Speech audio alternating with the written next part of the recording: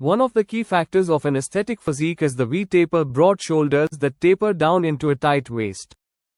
Unfortunately, most guys have the opposite body shape, narrow shoulders and a wide waist. In order to build a V-shaped body, there are three major areas that you want to develop your back, particularly the lats. The shoulders, mainly the mid-delts and the waistline. Essentially, we want it to become or appear smaller. For the first two, it's going to require that you build muscle mass in specific areas. But for the third one, burning belly fat and tightening up your waist will come down to nutrition.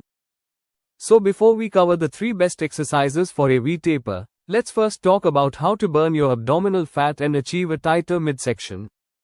Simply put, if you want to lose fat, you are going to have to be in a caloric deficit, meaning you're burning more calories than you're consuming. Here's a simple way to do it. Take your body weight in pounds and multiply it by 10 to 14.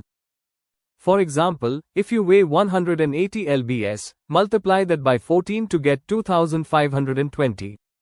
Now your initial daily calorie intake would be about 2500 calories.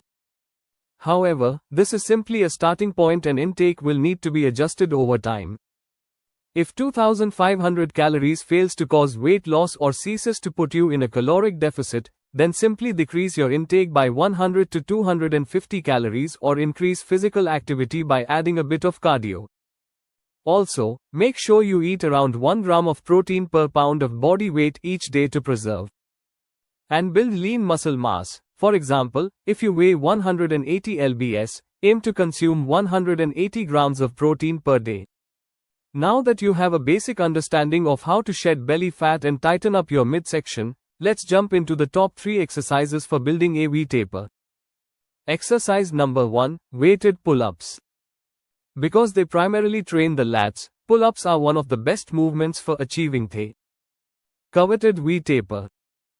To perform this effectively, start with a medium grip, slightly outside of shoulder width. From a dead hang, lean back slightly and puff out your chest. Now initiate the lift by depressing your shoulder blades. This will activate more of the lats. From there, pull your elbows towards your sides.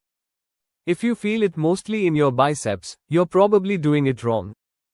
I like to imagine there's a string pulling your elbows down while the hands are just hooks to connect you to the bar. Once you're able to perform bodyweight pull-ups with relative ease, graduate to the weighted pull-up. The great thing about weighted pull-ups is that you can safely load them in a variety of representative ranges.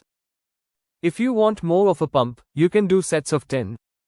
If you want to focus more on strength and progressive overload, you can comfortably do sets of 5. It's important to note that if you can't do at least 8 or so bodyweight pull-ups with proper form, then you likely shouldn't try them with weight. Oftentimes you'll see trainees performing partial reps or kipping up and down to complete more repetitions. The only thing this will build is the ego. If you are unable to perform the reps with proper form, choose a more basic variation like the lat pull down or assisted pull-ups. Exercise number 2. Overhead press. Although it isn't the greatest exercise for building the mid-delts, which are the most important for shoulder width, the overhead press is the best exercise for loading the shoulders as a whole. And because progressive overload is one of the main pathways by which we build muscle, it's no surprise that the OHP should be a staple exercise for anyone looking to build impressive shoulders. Not to mention the overhead press doesn't just stimulate the obvious muscle groups, for example the shoulders, upper chest and triceps. It also helps strengthen the lats through heavy eccentric loading, engages the legs by using them as stabilizers, and of course increases core strength.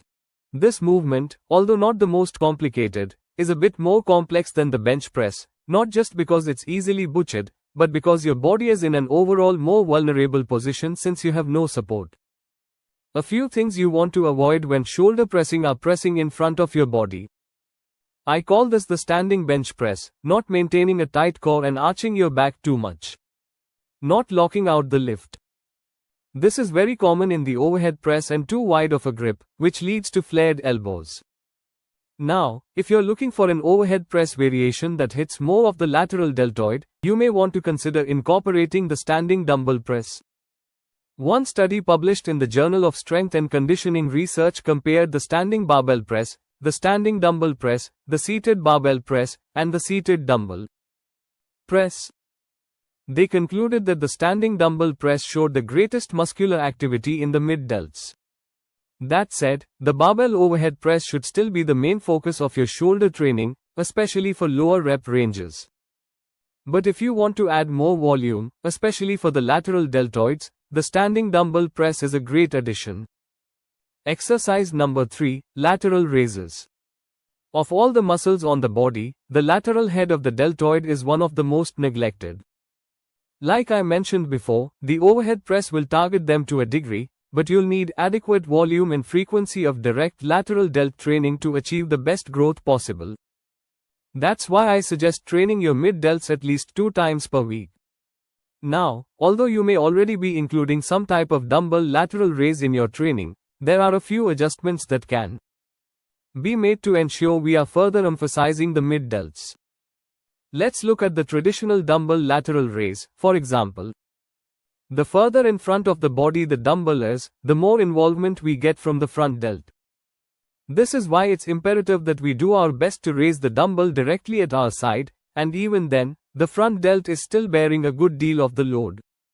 This is why most experts recommend internally rotating the shoulder during this exercise. As it'll further reduce involvement from the front delt. This, however, will put your shoulder in a vulnerable position, increasing risk of impingement, especially as you progressively add more weight. An easy way to combat this is to externally rotate the shoulder and lean slightly forward.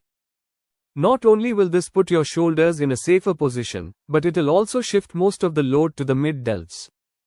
And if you want to minimize the chance of cheating and further isolate the mid-delts, I recommend a chest-supported variation where you are using an incline bench for support.